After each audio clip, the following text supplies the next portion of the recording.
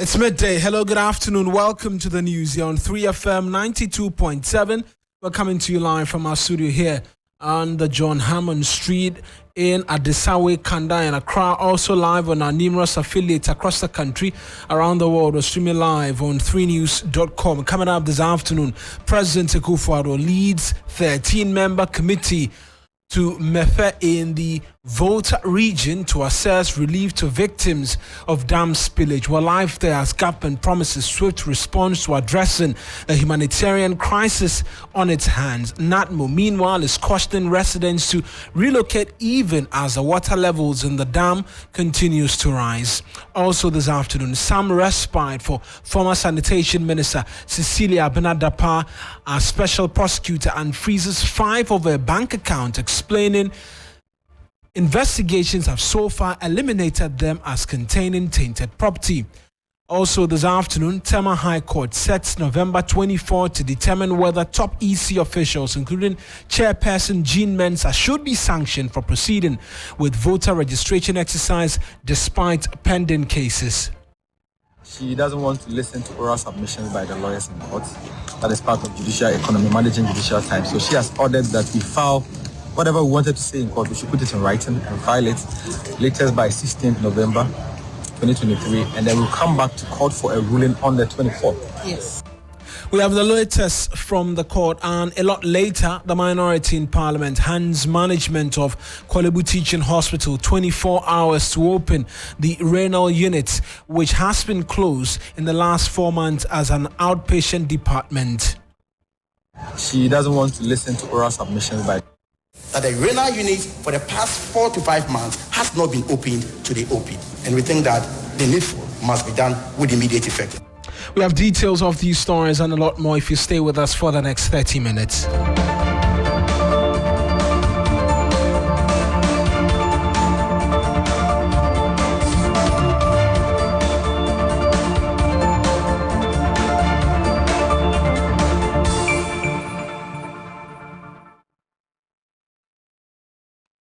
A pleasure that you could be a part of this afternoon's bulletin. It's streaming live on Facebook. Our handles 3FM927. Same handles on Twitter as well, 3FM927. And we're going to be starting from the Volta region shortly for you because we know that the president is leading a delegation there, and the 13-member ministerial committee set up by the government to coordinate relief.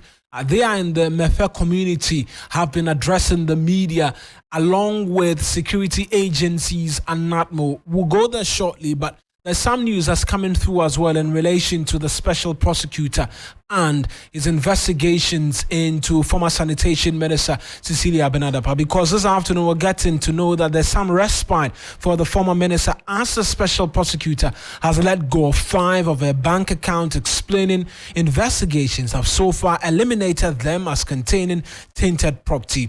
Investigators have in the last 2 months held on to multiple accounts and various cash sums belonging to the former minister, as they allege they are possibly proceeds of crime. The OSP a short while ago issued a statement on the matter. My colleague Joseph Akablaze joined me in studio with the details. Joseph, what are the details as we know it? And so the statement reads, the Office of Special Prosecutor, OSP, commenced investigation in July 2023 in respect of suspected corruption and corruption-related offenses regarding large sums of money and other valuable items involving Ms. Cecilia Abenadapa, former Minister for Sanitation and Water Resources. The Special Prosecutor took measures including issuing a freezing order in respect of the bank accounts and other financial assets of Ms. Dapa to facilitate investigation. Subsequently, the investigations has eliminated 5 of the bank accounts of Ms. Dapa from suspicion of being tainted property. On 16th October, the Special Prosecutor revoked the freezing order in respect of the eliminated 5 bank accounts of Ms. Dapa. The freezing order is still in force and effect in respect of the other bank accounts and financial assets of Ms. Dapa. And so that's the latest. 5 accounts have been released. But what more do we know about the cases which are in court? We know that in respect of the criminal matter and also the application by the OSP for a confirmation of the freezing order that was issued, those matters are on hold because the OSP is asking for a new judge to be tasked by the CJ to handle that matter. So the case is back this week on the 18th. On the 18th of October, actually, is back in court. We understand on that they will know whether the CJ has given a response on whether there should be a new judge handling the case. Right then, Joseph, many thanks for those details. And Joseph Akablaze, my colleague, with the latest from the Office of the Special Prosecutor and what is ongoing cases in court. We're going to be staying in court because a Tema High Court has set November 24 to determine whether top EC officials, including Chairperson Jean Mensah, should be sanctioned for proceeding with voter registration exercise despite pending cases. Private citizen Aita Precious holds the view that the Electoral Commission acted unlawfully in not suspending the limited registration despite the legal action, asking that the process should be extended beyond the district offices. And if you'd recall, that became a subject of huge debate as to whether or not the Electoral Commission had been served. The EC organized a news conference and amongst many things explained that they were served late when the process had already started, and then it forced Precious Aita and a council to file contempt charges against the Electoral Commission. But let's get a bit more. Thankfully, my colleague Lord Edwasari was in court for us, has joined us in studio with a bit more details. Lord, do we know if the EC officials were in court and what directives did the court issue? Right, so Mawuena, Jean Mensah and Bosman Asari and the second deputy were all in court. So all three were in court today. Indeed, flanked by their bodyguards, soldiers, I must say, who threatened to smash my phone when they saw me taking a shot of. You've gone through quite a bit this morning. I tell you, man. But yeah, in court, the legal representative for Precious Aita, who herself was also in court, wanted the court to know that the injunction application, which should have been heard, could be considered moot because the exercise had already taken place. And so the substantive matter was what essentially was going to be heard, which was going to be the contempt case.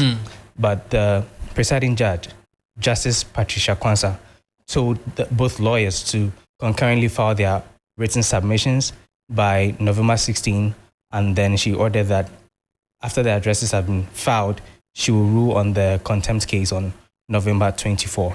So essentially, that was what happened in court today, Mawuena.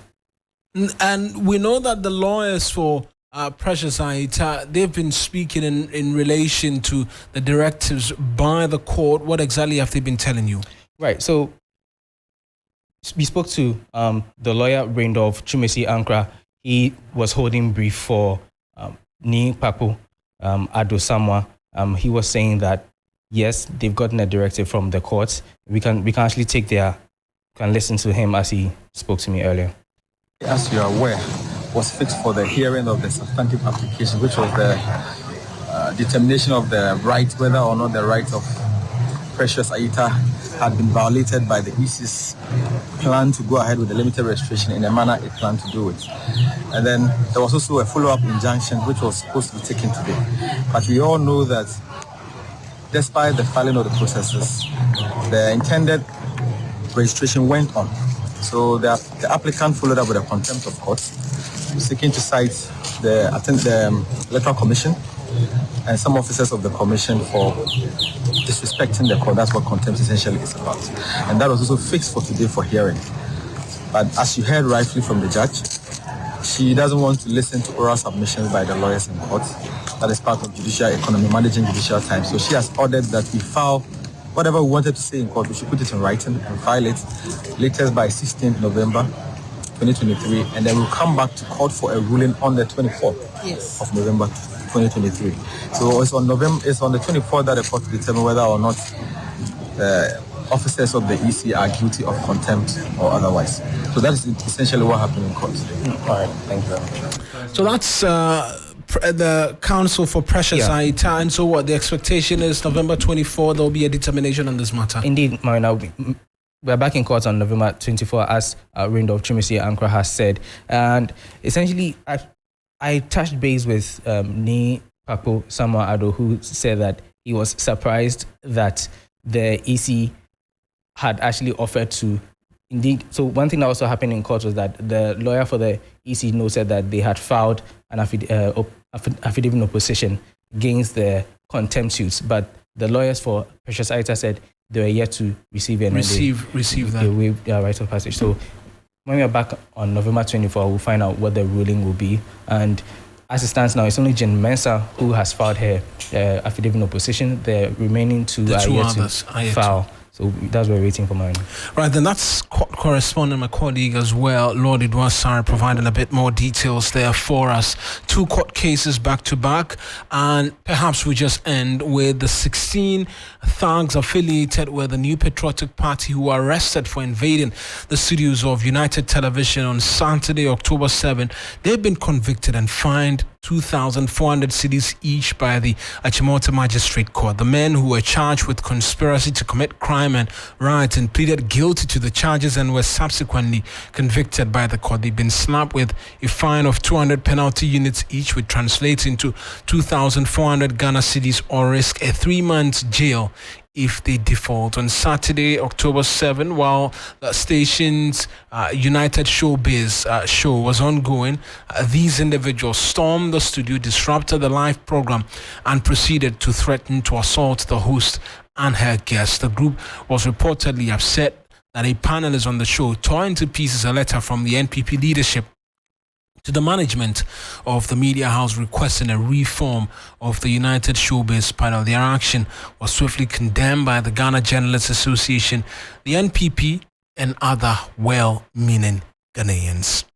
Let's take you now to our very top story this afternoon, where the president is leading a delegation, because this afternoon the 13-member interministerial committee set up by government to coordinate relief for victims of the dam spillage is in Mefe, in what is a first major step in helping the thousands who are currently suffering. The committee has taken what appears to be a lead in weight of the president, who's expected in the area to assess for himself the extent of damage caused and what sort of help can be offered in the interim to the affected. While all of that is happening, though, the Volta River Authority, meanwhile, says it has no intention of increasing the volume of spillage. 0.5.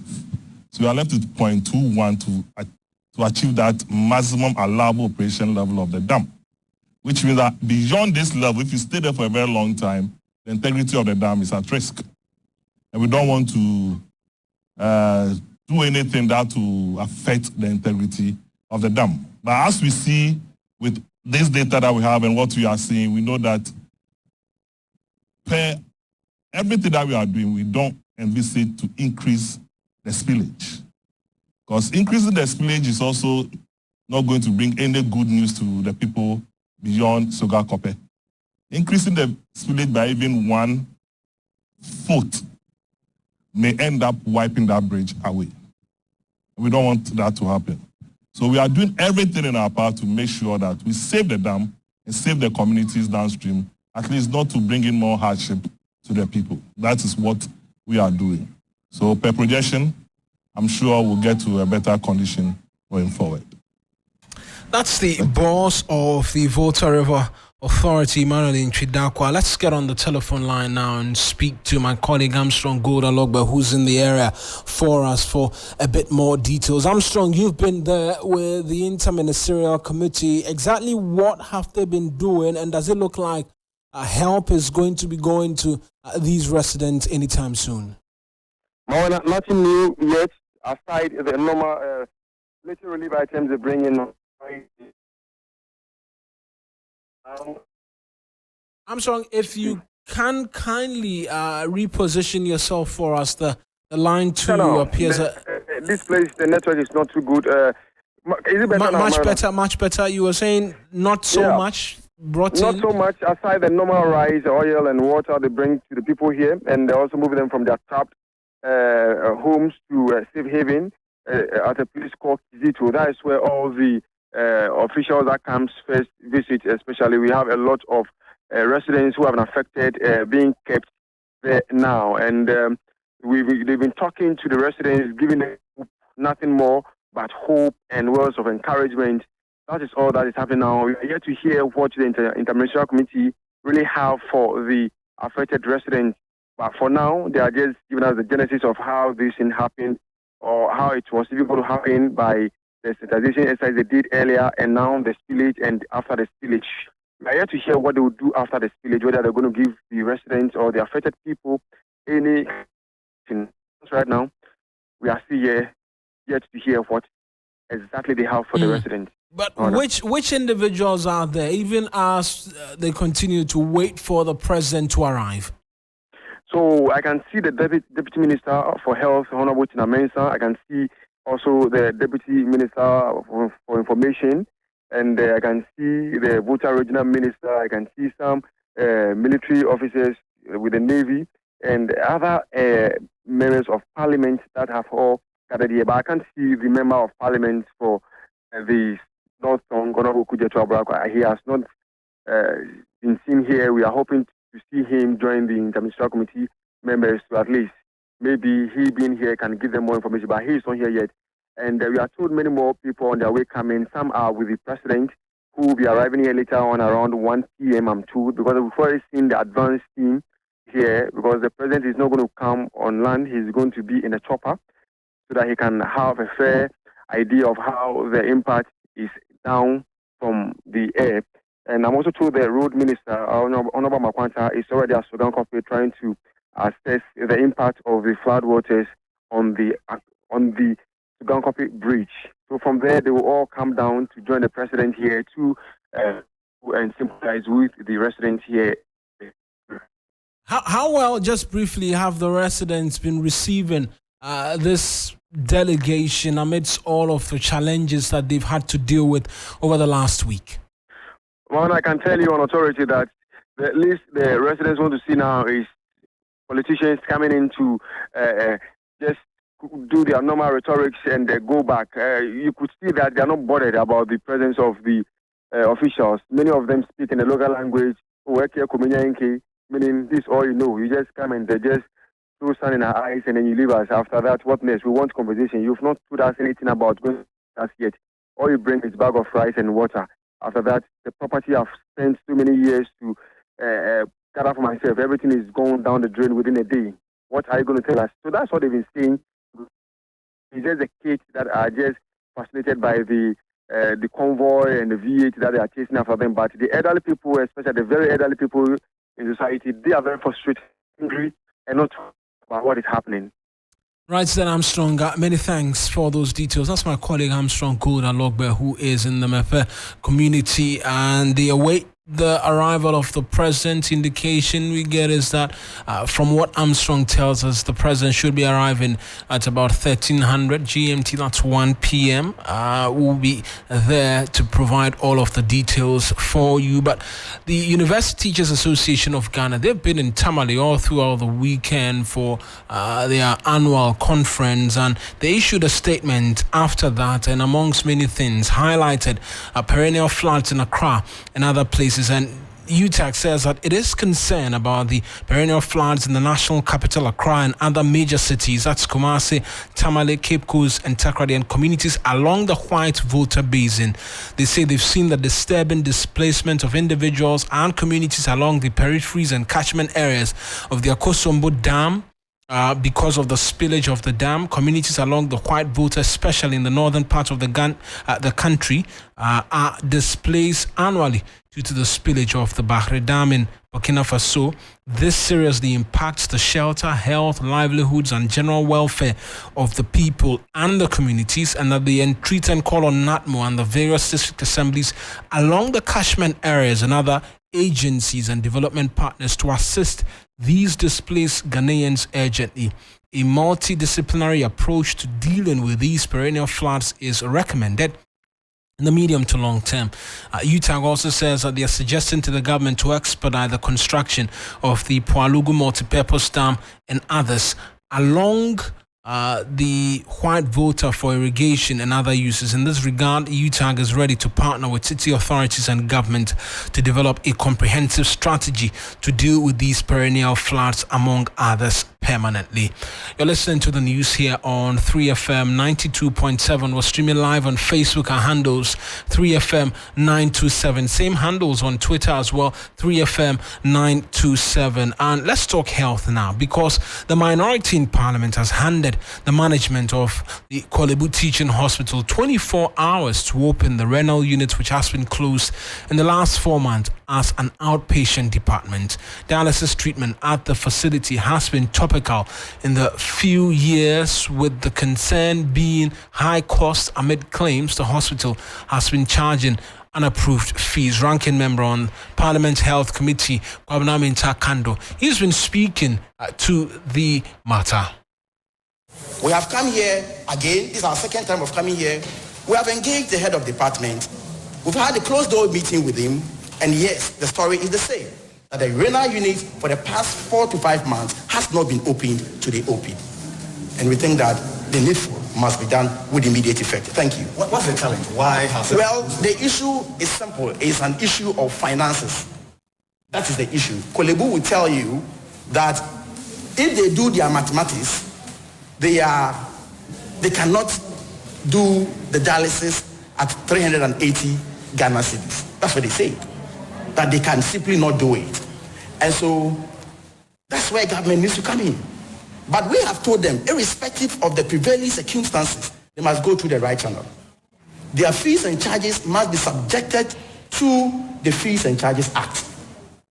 Once they come through the proper channel, it then behoves on us as members of Parliament to put the necessary pressure on government to make the money available for them to make sure that the renal unit is opened for the services of the citizenry. The sector minister says subsidies are being considered. Do you think the implementation will be in the orphan? Well, what we need to do is that the last time we came here, whether something will be done permanently or temporarily, at this stage, we must give them the money to open it, and we'll think about whatever we need to think about. If it is going to be national health insurance, yes, they should come back to Parliament. We'll all think through it. That's the ranking on the Health Committee, Kwabena Kando. Let's just pick quick thought from Parliamentary Affairs correspondent Komla Kluche. Komla, many thanks. Any idea what happens after the expiration of this ultimatum with the facility remaining closed to outpatients? The minority will not announce its next line of action, but says that all options are available on the table, including dragging the chief executive of the Kolebu Teaching Hospital before Parliament's committee through the Minister of Health. He himself would also be dragged to the committee. If that fails, they would have to put an urgent question when the House rises later this month, so that the minister would come, because of how emergent the situation is. What it is that nobody from outside is able to access the facility except people who are already on admission or who have critical cases. And because Kolebu is a public facility and also offers, for want of a better word, subsidized fees as compared to the private ones, it is the only facility that can contain people who are seeking to do their dialysis. And so with a report on the number of deaths as a result of they not opening to the public, it has become an emergency, and that there's a need for them to do it. Within the 24 hours, if they do not do it, they will advise themselves. Right then, Komla, many thanks for those details. Komla Kluche is our Parliamentary Affairs correspondent speaking to us there. And we're moving away from this, but you're listening to the news. You're on 3FM 92.7. We're streaming live on Facebook. Our handles 3FM 927. Same handles on Twitter as well, 3FM 927. Now, the African Union and ECOWAS they've been charged to pass strong laws to prohibit the elongation of presidential term limits on the continent. Findings from round 9 of the Afrobarometer survey indicate a strong abhorrence from the continent on leaders extending their presidential terms. Addressing the second stakeholder convening on governance, democracy and human rights, Director of Advocacy and Policy Engagement of the Center for Democratic Development, CDD Ghana, Dr. Kojo Asante, said passing such laws can reduce a surge in coup d'etats on the continent. We know that in the long term, if we have good governance, if we have a political regime, a system that delivers on the material needs of our people, if we have fundamental human rights that are respected, we're not going to be talking about coups. But at this point, now the military leaders are also looking at seeing all these people extending their terms in office, changing constitution, and they are making that as a case. What's the difference? Because I'm using a gun and you are using repression and other kinds of forms to also stay in power. What's the difference between the two of us? If African leaders want to lead this charge to stop unconstitutional overthrow of government, then they also have to show that there is a real commitment to term innovation. I'm showing you the Afrobarometer, overwhelming support for presidential term limits is there from the people. So that has to be legislated across Africa. That's the Director for Advocacy and Policy Engagement of the Center for Democratic Development Ghana, Dr. Kojo Asante Pumpuni, speaking. Now, we're taking you to the Ashanti region right now because 3 persons have been remanded in police custody by the Mampon District Court over the alleged involvement in the killing of a police officer. Let's go there now. Ibrahim Abubakar has been following that development, joins us with a bit more. Ibrahim, what went into the decision by the court? Well, for the court, they just stood by what the prosecutor brought, that these 3 individuals have conspired to murder a police officer. You know, between Ejura and Setukra, usually on Mondays, because that community that is marketing activities on Monday, they're usually armed robbery activities on the stress. So the youth are always vigilant. So last week, Monday, on the way to the community by some of the traders, they spotted 2 individuals with earrings holding guns and with a saloon, unregistered saloon car park.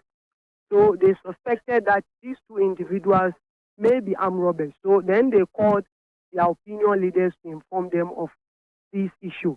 The opinion leaders also in return also called the police command to inform them. But because the command was delaying in responding to the issue, they decided to come and see for themselves what is happening. When they saw the 2 individuals also with the suspicion that they were armed robbers, there were exchange of fire, and unfortunately 1 police officer lost his life. But the police issued a statement and said these 3 individuals who were involved in that activity were armed robbers, and they were arrested on their way to commit a robbery incident. And this is what the opinion leaders and even the youth of Ejura are angry about. They are saying the police statement is full of inconsistency, and these 3 individuals are known individuals even by the police in Ejura who usually assist them to quell some of these operations. So this morning they have also been gathering. We know how Ejura is, how anything can spark disturbance. So the youth or the leaders are engaging with the youth, hoping that nothing will happen. But I have one of the community leaders who is also the former member of parliament for Ejura, Alhaji Pangabu. Good afternoon. You are live on 3 FM. We've seen the youth gathering. What are your concerns? Our council that Ejura have been known for bad reasons. So this time round, we have all come together seeing the truth to open statement. The MP, member of parliament, the Ejura chief, the MC, everybody. Yesterday, the MPP in this way get it. When you see a case which come, all the parties get it. Forgetting party, that's the truth. You see, The truth of the matter is that this boy is a big-time farmer with his tractor operator with another big-time pump servicer who service tractor pump for us. They stay at Sadikura, a village of Ejura, where the incident occurred on the road. So the incident also occurred around their house. And Alaj Osman also operates with his volunteer, also operates with the police.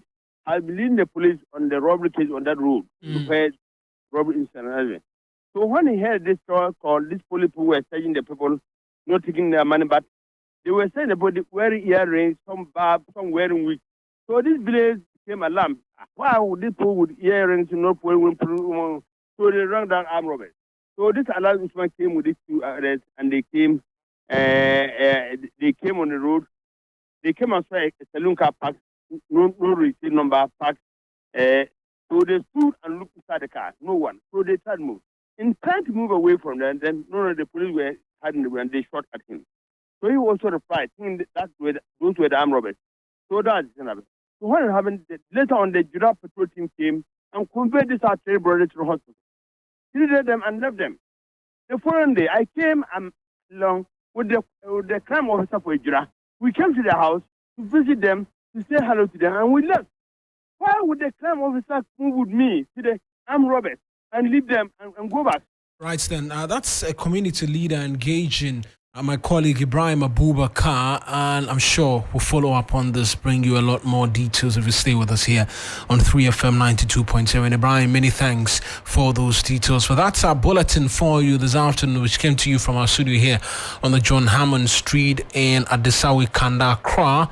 As always, a lot more news if you log on to 3news.com. The business team, they are ready and waiting to bring us the very latest from the world of business. I am Eric Mawuena Egbeta.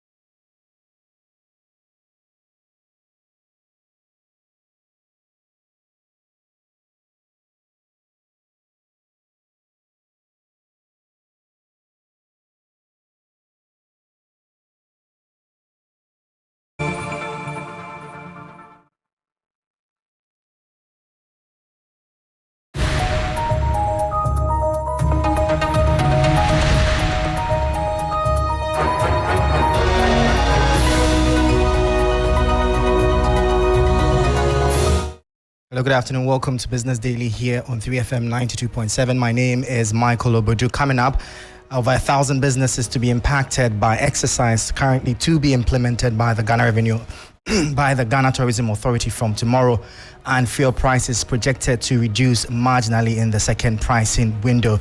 And later, T-bills oversubscribed again. We have the details coming up shortly for you. Please stay with us.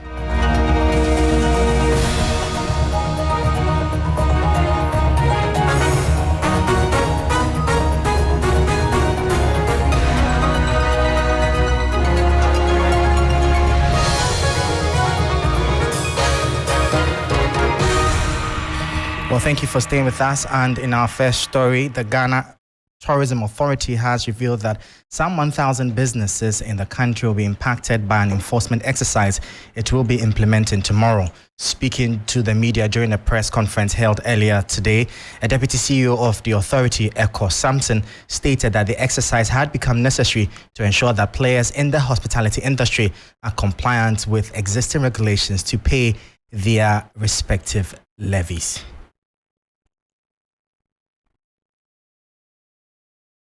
What we said was that the authority is mandated by the law under the Tourism Act 2011 at 817 to register and license all tourism enterprises, i.e. hotels, spas, guest houses, service apartments, hostels, home lodges, restaurants, fast food joints, traditional catering establishments, shop bars, drinking bars, travel agencies, entertainment centers, banquet halls, conference facilities, pubs, nightclubs, tour companies, car rentals, and so on and so forth. All tourism enterprises, including apartments operating Airbnb without a valid license from the Ghana Tourism Authority, means Section 25 of Act 2011. All licensed tourism enterprises must also pay up outstanding levies. You heard the Deputy CEO of the Ghana Tourism Authority, Eko Samson, speaking. Now, away from that, government recorded an oversubscription in its latest treasury auction, while yields maintained the upward trend, soaring to 33.2%. Although the increased interest rate may seem appealing to investors, market watchers argue the real return is negative. The following 3 Business News Desk report has more. At the latest Treasury auction, government accepted bids worth 2.61 billion cedis, about 16.4% of a subscription of the target, which was 2.24 billion cedis. For the 91-day bill, bids worth about 2.3 billion cedis were tendered, but government accepted just about 2.1 billion cedis.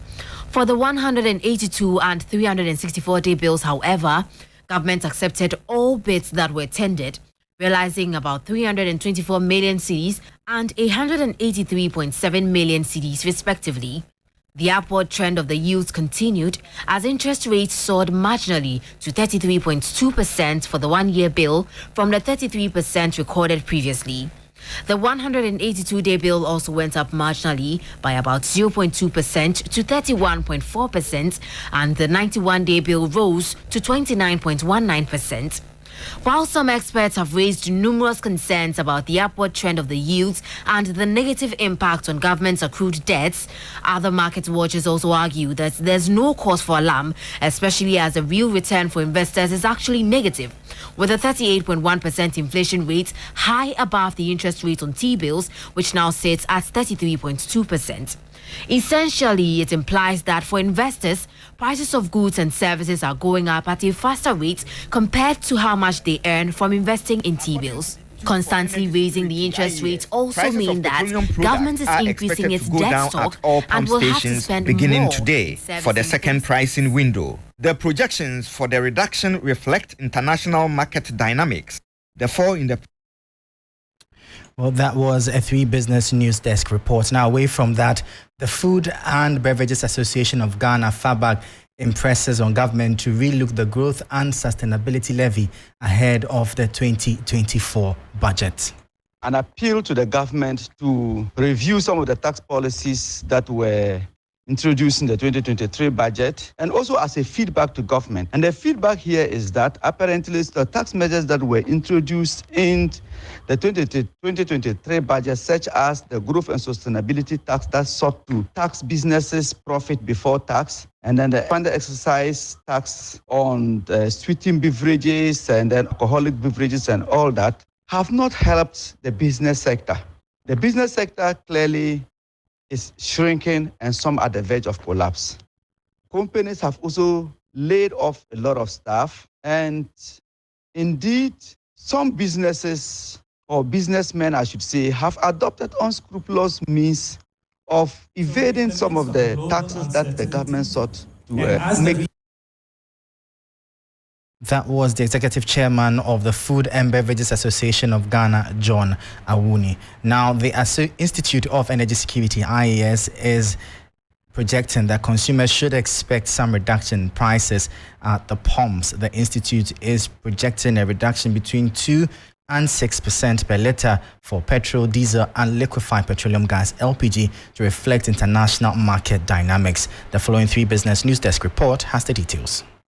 According to the Institute for Energy Security, IES, prices of petroleum products are expected to go down at all pump stations beginning today for the second pricing window. The projections for the reduction reflect international market dynamics, the fall in the price of refined product on the world fuel market, and a fairly stable cedi.